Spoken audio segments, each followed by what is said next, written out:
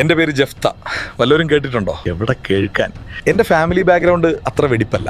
എന്നെ വീട്ടുകാരെ ഇറക്കി വിട്ടതാ. എൻ്റെ പപ്പ ഗിലയാദ് ഒരു വലിയ മാന്യനായിരുന്നു, പക്ഷെ എൻ്റെ മമ്മി ഒരു വേശ്യയായിരുന്നു. അതുകൊണ്ട് പപ്പയുടെ ഒറിജിനൽ ഭാര്യയിലുണ്ടായ മക്കൾക്ക് എന്നെ കണ്ടുകൂടായിരുന്നു. അതുകൊണ്ട് അവർ നൈസായി വീട്ടിൽ നിന്ന് എന്നെ ഗെറ്റ് ഔട്ട് അടിച്ചു.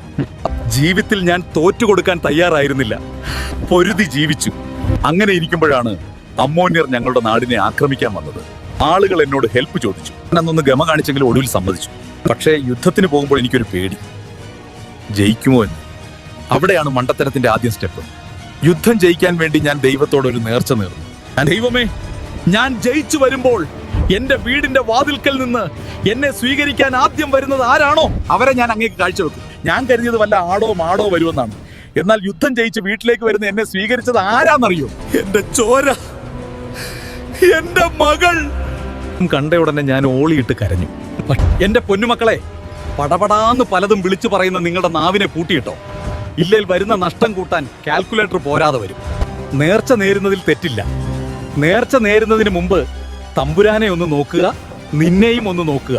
സഭാപ്രസംഗകൻ 5-ാം അധ്യായം 4 മുതൽ 5 വരെയുള്ള വാക്യങ്ങൾ. ദൈവത്തിന് നേർച്ച നേർന്നാൽ നിറവേറ്റാൻ താമസിക്കരുത്. ഇടരിൽ അവിടുത്തേക്ക് പ്രീതിയില്ല. നേരുന്നത് നിറവേറ്റുക.